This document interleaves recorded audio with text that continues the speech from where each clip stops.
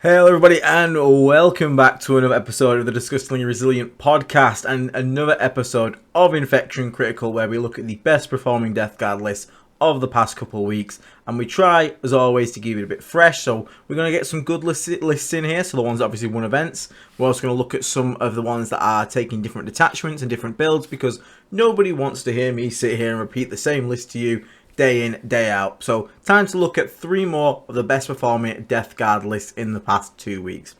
Quick reminder, if you do enjoy the content on this channel, please feel free to leave a like and a subscribe. It really helps the channel grow. And if you really enjoy it, consider becoming a Plague Marine or higher member. Click the join button below. It's $2.99 a month. You get access to our Discord, of which you'll never get kicked out even if you cancel your membership. And you get access to our giveaways, blight surgery, all that good stuff, and probably the coolest Death Guard Discord around with the most helpful bunch of people ever and an awesome community. So give it a consider. But for now, let's get into it. So first up, probably going to be the biggest one. It is the Tacoma Open, the biggest event over the last 2 weeks. 455 players. First place taken by Death Guard, Mr. Stephen Trimble. 8 wins, 0 losses. On the bread and butter Mortarian's Hammer. So yes, this isn't exactly a new build nor an exciting build, but you can't exactly not have the winner of the Tacoma Open be talked about. Like I said, the massive event. So Mortarian's Hammer once again coming in with the 2 Lords of Contagion and the Lord of Virulence, who is rocking the Tendrils Emissions. This is the loan up when you're near vehicles and giving them real ones to wound. Then we've got 3 squads of 10 Poxwalkers, screening, scoring, all at utility. 3 squads of 3 Death Shroud Terminators. Not sure. Obviously, there we're going. Normally, you would see 2 squads. This time, we've dropped some extra Demon Engines to fit in this 3rd squad. I actually quite like this. Lord of Contagion for each the 2 squads, and then you have a bare bones 3-man. The bare bones is nice because there's sometimes when there'll be an objective what's got like just 5 guys on it that have like maybe a 2-up save. The Plague Burst Crawls are finding it hard to shift them. You can commit a bare bones 3-man Death Shroud squad to go and kill that target, rather than having to commit one of your Lord of Contagions, which you might need to keep for a tougher target. And it also means if you bring the Lord of Contagions in early and you have this 3-man still sat in reserves turn 3, your opponent can't still be safe on the home objective because at any point you're playing Mortarian's Hammer, you pick the home objective hold to be in Contagion, and boom, 3 bare bones Death Shroud are now on your home objective. Now, backing this up, we've got the standard Death Guard Demon Engine package. Triple HBL bloat drone, stupidly efficient, specialist attachment, especially with a lot of virulence, really good. 2 Mythetic Blight Haulers. Like I said, normally you see 3 here. Saw a bit of a cut here to get that extra squad of Death Shroud Terminators in there. Nothing wrong with that. And 3 Plague Burst Crawlers, all with the entropy cannons because Knights are quite common in the meta right now. So you can shift away from the anti-infantry of the Spitters and more into the anti-vehicle that the entropy does provide.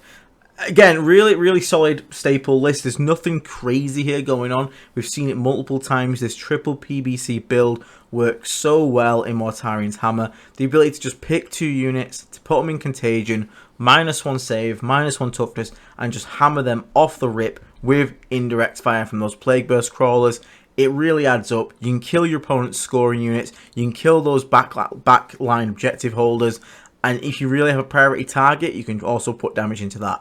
All while never exposing your PBCs to any danger. And once the opponent's been weakened, once the training units have been, damaged, destroyed, the screens are gone, the Death Shroud drop in, deal some immense amount of damage to your opponent's actual good units, and by the end of it, the PBCs and the HBL drones can move out, secure the board, because there's nothing that's really going to threaten them at this point, and that's how you basically gain a sort of grinding attritional win. So yeah, as I said, it's not particularly the most exciting list out there. Mr. Trimble is known for taking not exactly the most exciting lists in the world. 40 Shield Guard, or whatever it was, 30 Shield Guard, back when Custodes were a thing. But he does take very efficient lists that get the job done and do a great job. So props to him for this one. Congratulations on the amazing showing at the Tacoma Open. First place is obviously incredible. This is the list I am fully expecting to get absolutely dumpstered by nerfs when it comes in, because it's doing way too good in both singles and teams play at the moment. It is just far too efficient. The vehicles are far too good, and the Death Shroud in there as well just take it to the other level. And I think the detachment rule is probably problematic as well. just being able to pick 2 units and say you're in contagion is a bit daft and a bit counterintuitive to how Death Guard should play with the reward aspect of getting things in contagion. But that's a discussion for another day. So congratulations once again, Mr. Steven, and excellent work with your Mortarian's Hammer build. Next up, Hank Bell going 5 wins and 1 loss at the Palm Springs Open 146 player event, rocking in 4th place, just missing that podium, but I'm still super proud of you. With Tallyband Summoners, hell yeah, give me that freshness, give me that spice. So we got 2 great unclean ones, one of them rocking the Entropic Knell, sounds like probably 10-15 points spare, you might as well chuck it in, better than having nothing. Then we've got a Rotigus, so we've got 2 toughness 13 great unclean ones, got a Rotigus who can be T13 if he's near them. They're going to be putting -1 toughness on targets. Rotigus is going to help them with damage output, reducing movement and OC near him. Again, really strong triple package of these fat boys.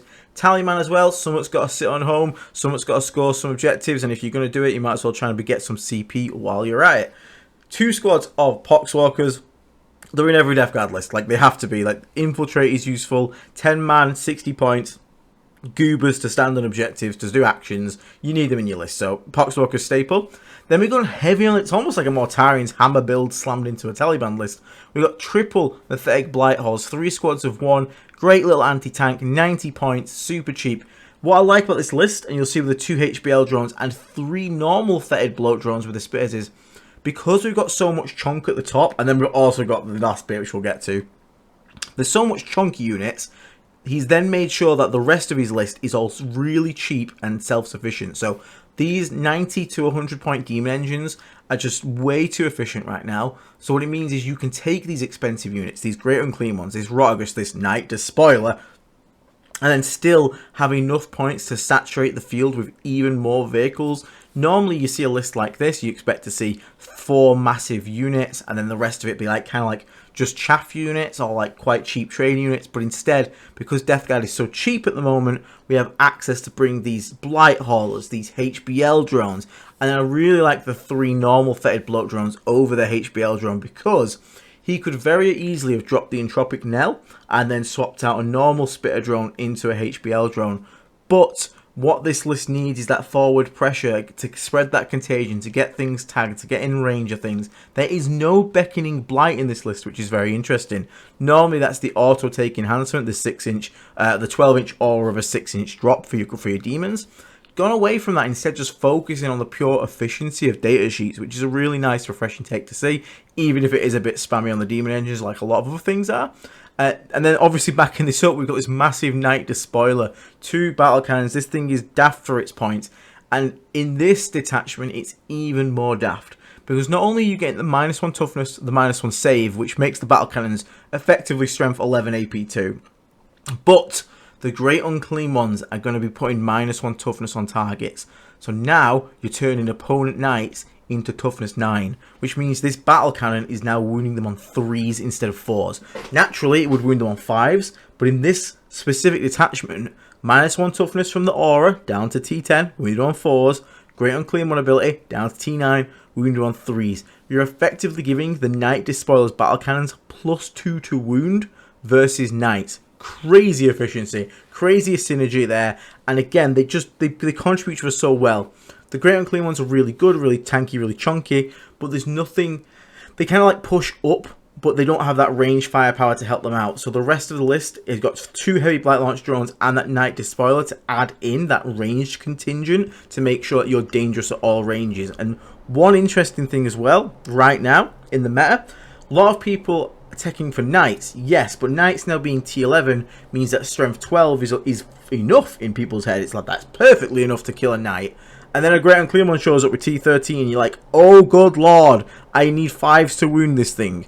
So, you know, mining lasers, anything like Sagittars, stuff like that, they're not going to get the job done against these great unclean ones, and it plays off the fact that the knights are now T11, making their T13 a weird standout in that sort of mathematical matrix, because people bring strength 12, don't bring anything higher, because there's no need anymore, because of knights being a T11, but now this fat boy's here. So, the list itself works really well. The fact that there's no beckoning blight means that a lot of these time, I imagine these great unclean ones and Rotigus are going to start on the board, on the line, and sort of apply pressure the old-fashioned way, the natural way.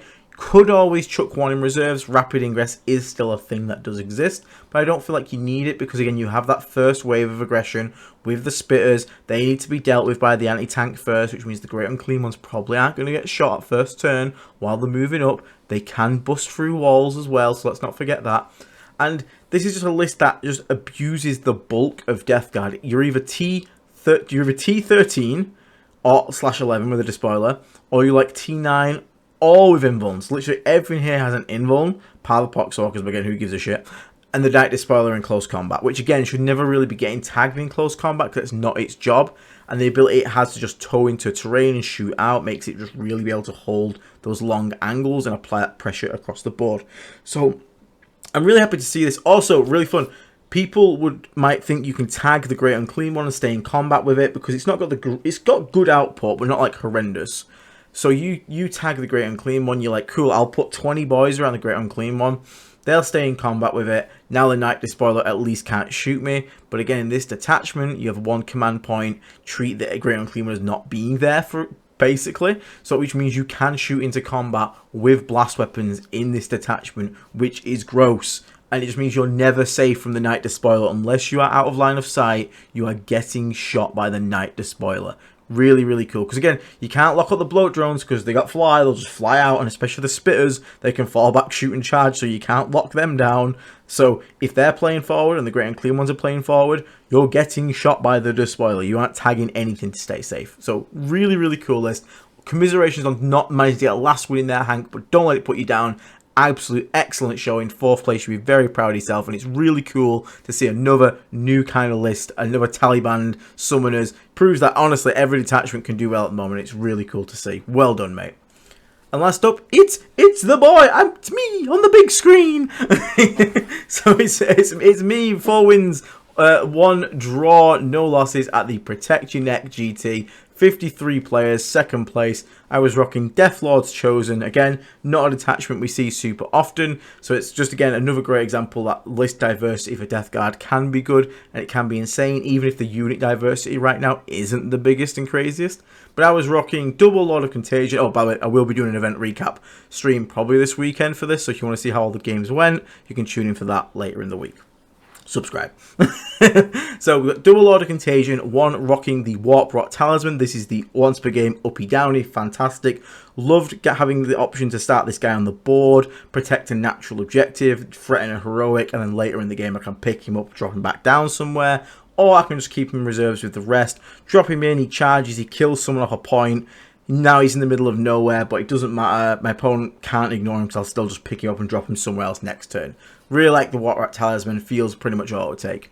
Then we got a Lord of Virulence with Vile Vigor. This guy, whoo, this guy is so good. +1 move, reroll advances for the squad. So if they move 6, they roll advances. So really, you're looking at an average move of 10 for the Blight Lord Terminators.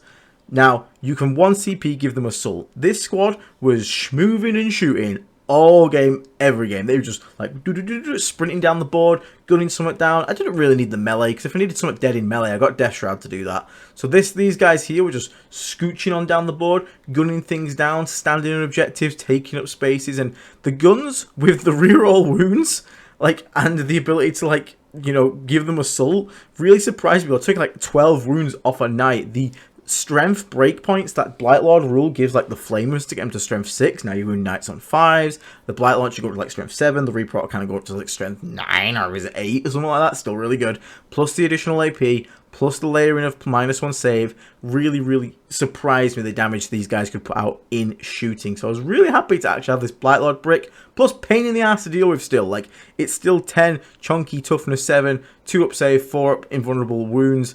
And when they come out on the same turn you drop the Death Shroud, they just can't deal with all of it. So they're going to have to make a concession. And the Blight Lords can be really hard to shift. But if you leave them alive, then I'm going to just be able to just walk normally, shoot and charge something next turn. So I really enjoyed that. They were also rocking Typhus in here. Typhus was often joining the 3rd squad of Death Shroud Terminators. Just so we have 3 really squarey squads of Death Shroud Terminators. But there are instances you can detach them and run them solo still. That's still an option. The Mortal Wounds. Typhus was showing up for me at this event, not going to lie. Like, Typhus was, he's been on the bench for a little while. Not because he's bad, just couldn't fit him in. But when I brought him this one, he was like 6, 6, 6, 5 models, 5 models, 6 models, 4 models. He didn't really roll one. I didn't roll a 1 once. It's magical. So Typhus was really good in this. I was really happy to see him. Plus, can benefit from all the Terminator keywords. All of these guys do. So there's the Stank Shock stratagem where you shoulder barge on the way in. Sickening impact. The Tank Shocky equivalent. Really, really powerful. Really good as well. Especially on the 10-man Blight Lords. Really funny. Just like, take 6 models, knight.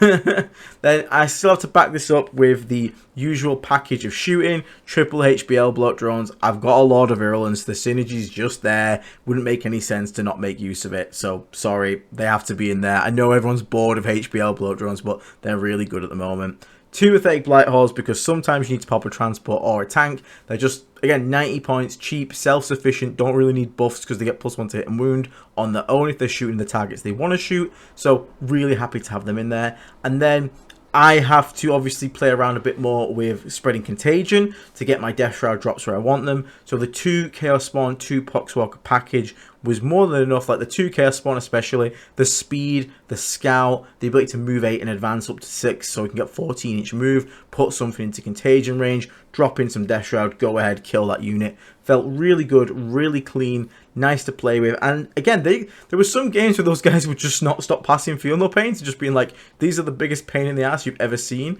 And in the Gene Stealer game that I had to play, their early aggression from scout move and just bombing it at the opponent, they killed like quite a bit because they'd kill a couple guys with the melee, then they'd get hit by a bunch of strength 3 no AP weapons, splash some mortal wounds back, and then in the command phase, they roll for all the guys near them to take mortal wounds. So they actually caused a lot of chaos, these little chaos spawns. So really high up on them, really enjoy it. Kind of wish I had that 3rd squad of Poxwalkers, won't lie, but points do be points, and I've already got plenty of things in my list here, so I can't be too much complaining. But yeah, again, really solid list. Just focus on the core units that are good. Death Shroud, Demon Engines, and then I got a bit of spice in there with those Blight Lord Terminators, which honestly surprised me. They're way better than I thought, and I think if Death Shroud do get a nerf, I might look at putting this Blight Lord brick in VV in Cock, because I genuinely think it has legs. So that'll be fun to see. But yes, so Death Lord's chosen, guys. If you've not given it a try, honestly, give it a run out. It's nowhere near as bad as people may make out. People say it's a meme detachment. It's really not. It has some serious power. And the first time you stank shock for 6 mortal wounds, you'll always remember it. Everyone remembers the first time.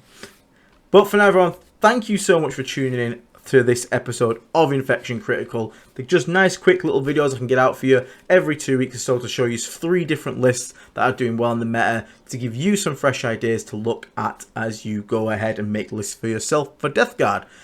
Thank you to everyone that's on the screen right now. These are our Death Shroud members, our highest tier of paid memberships. These guys are absolute legends. All our members are legends, but these ones are especially big legends because these guys help financially the most to help us be able to make the channel and keep it going.